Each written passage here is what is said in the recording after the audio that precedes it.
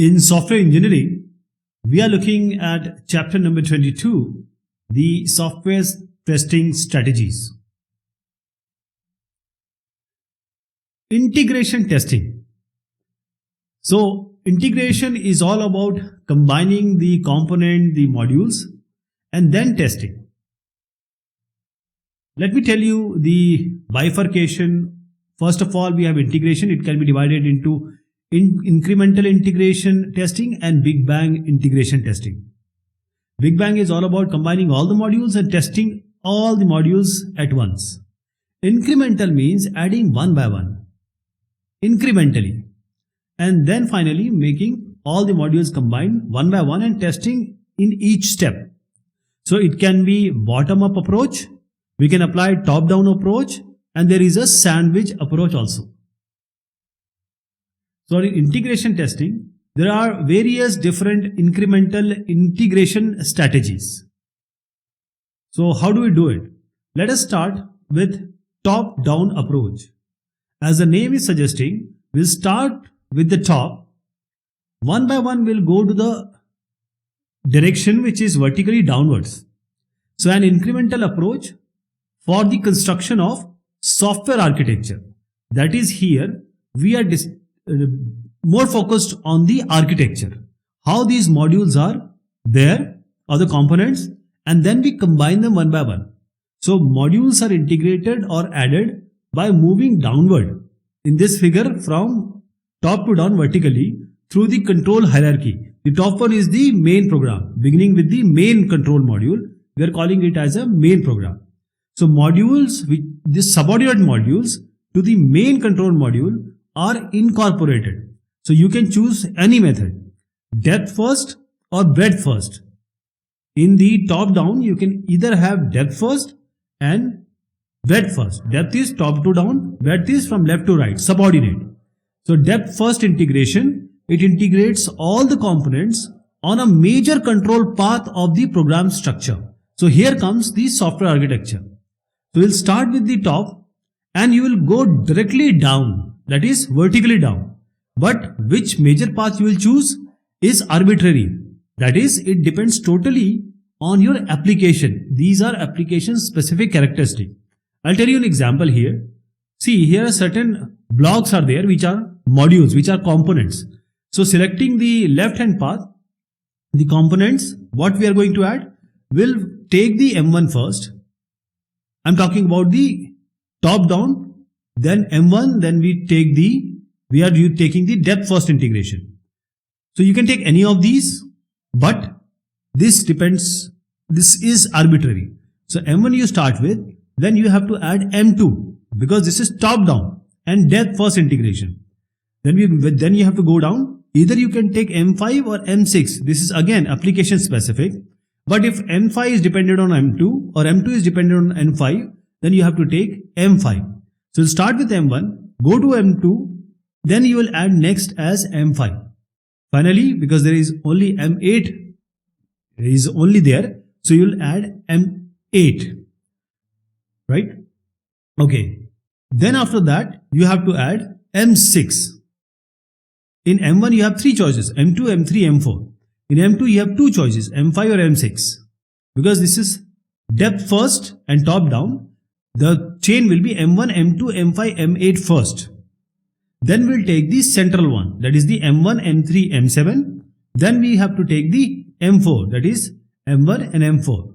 M1 is already taken, so then you have to take the left, middle and right in the depth first manner.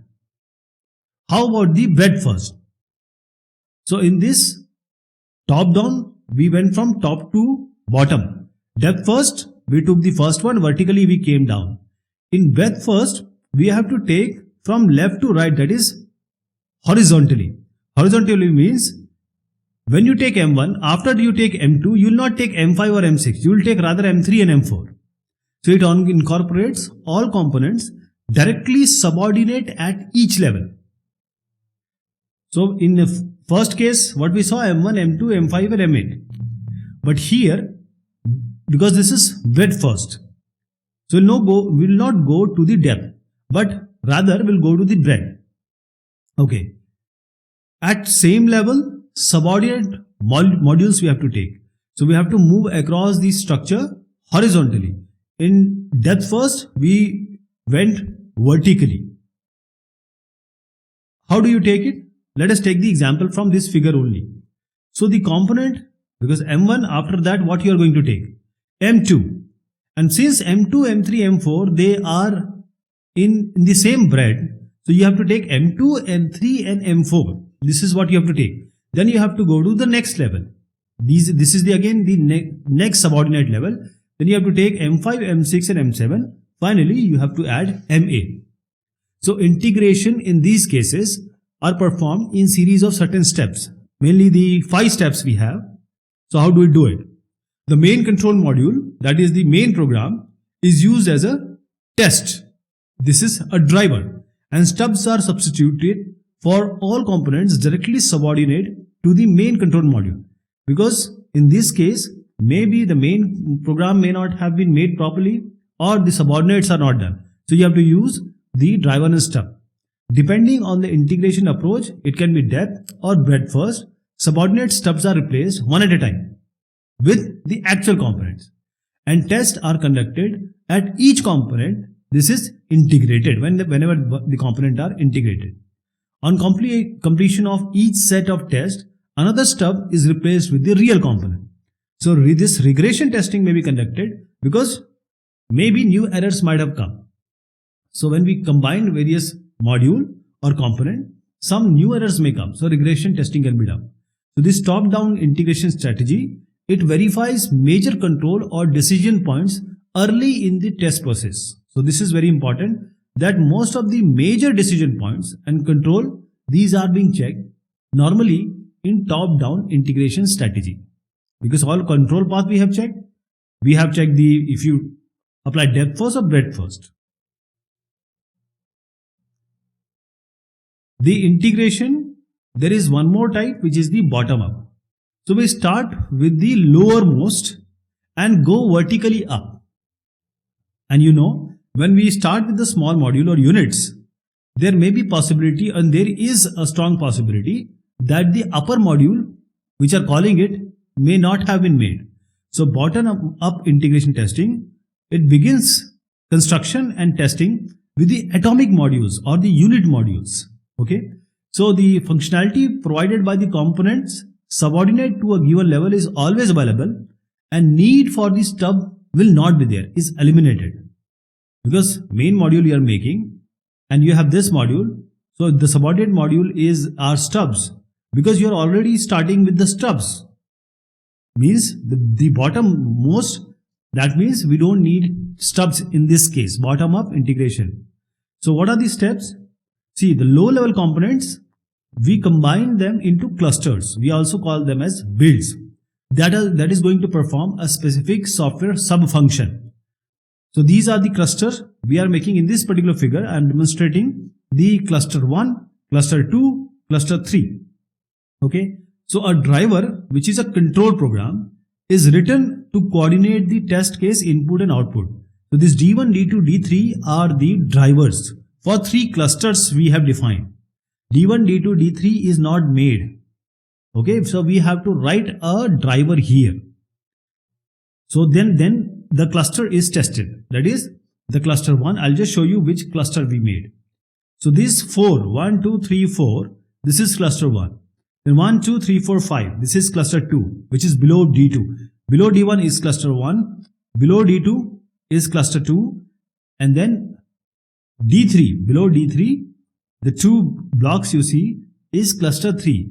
So cluster 1 will be tested with D1, cluster 2 will be tested with D2, cluster 3 will be tested with D3. So each cluster, this is cluster 1, this is cluster 2, and this is cluster 3. So this cluster will be tested. And now the drivers which we made, D1, D2, D3, these are removed. And now the clusters are combined upward in a program structure.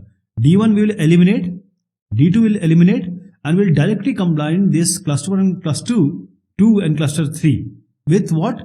MA and MB. Each of the cluster is tested using a driver, as I said, you have to test a cluster using D1, D2, D3. D1, D2, D3 are the drivers. So the components in cluster 1 and 2 are subordinate to what? M sub A. D1, D2 was there, we already tested. Now they are subordinate of MA. So drivers D1, D2 will be removed, will eliminate it, and the clusters are eliminated. This interface, cluster 1 and cluster 2 are interfaced directly to MA. Similarly, D3 and D2 will be removed, and this cluster 2 will be directly fixed with MA, and this cluster 3 will MB, and finally MA, MB, because they are also, you have to do it using the possibly with a driver. And finally, everything will be combined with your final top one, MC, and need for separate test driver is less. In regression testing, what happens whenever we add a new module or new component in the integration testing, the software will change. Whenever you are adding some other thing, because this is one module or a component, and you are adding one more component or a module in the integration testing, because in integration testing it is all about integration, adding, but the software is changing. The software may change because of variety of reasons. It may happen that new data flow paths can be introduced, input output, control logic, this may be invoked. So these changes may cause certain problems with functions that previously was working fine and flawlessly. So regression testing is a re-execution of subset of tests already been conducted. That is, if we have around 50 tests, so we take around 20 of this. 50 already chosen, done, 20 we choose. So regression testing is re-execution of these 20 tests already been conducted to ensure that these changes have not propagated unintended side effects. Regression testing is all about checking if something has been done, some side effects are not there. So regression testing, they can be done manually, and we have a new way automated capture playback tools. These capture playback tools, this is enabling the software engineer to capture test cases and result for subsequent playback and comparison. The regression test suite, that is the subset of tests to be executed, we can divide it into 3 different classes of tests. So these different classes of tests of regression test suite, as I said, these 20 we have taken, so we can again divide them. First is the representative sample of tests that will exercise all software functions.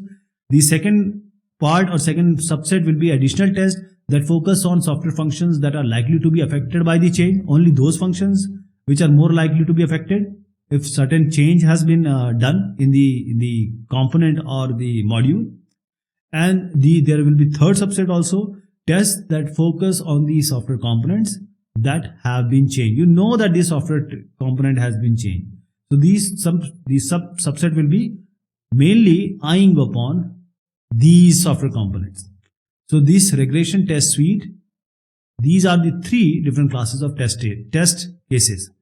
So regression testing cycle contains of, first we write the regression test, then we run the regression test, then we run the test, then we find and resolve the bugs.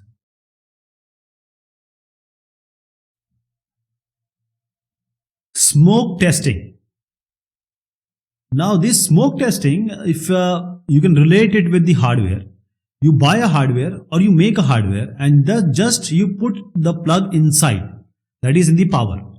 And if this device works, it's okay, you have to proceed. But if you see smoke, then you don't have to proceed. That is the smoke testing. So smoke testing is an integration testing approach.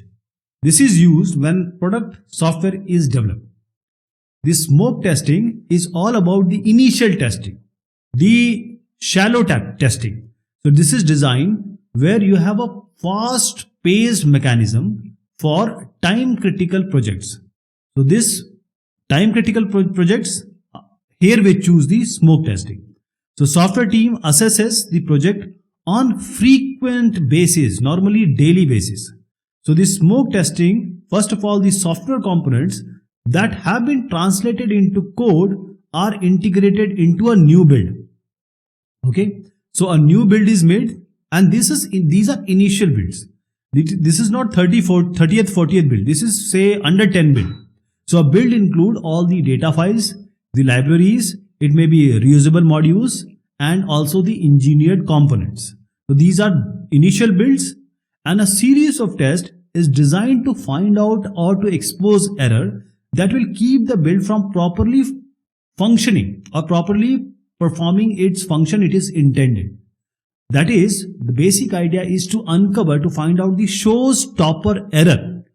That error or that particular part that is having the highest likelihood of affecting the project schedule.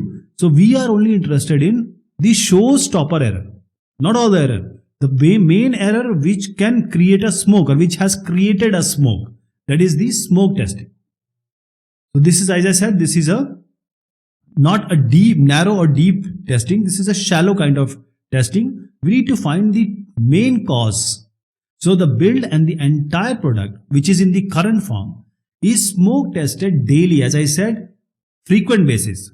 So daily frequency of testing gives manager and practitioner a realistic assessment of integration testing progress, because every day they are testing, every build they are testing, and every day they are adding something. So this initial builds, if there are 3 builds, we do the smoke test, one of them fails. So we just discard it. We don't go ahead. The others we can do. The further testing will be done only for the other 2.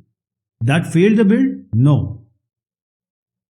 Smoke testing, it has a lot of benefits, because if the project is complex, time critical project, smoke testing, first of all, the integration risk is minimized, because we are testing the software or project daily. The incompatibilities, as I said, the showstopper errors are uncovered, they are found out early.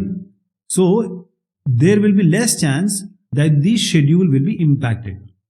The second thing is the quality of the end product is improved, because this approach is integration or construction oriented. So daily smoke testing will find out the functional errors as well as the architectural and component level design errors also.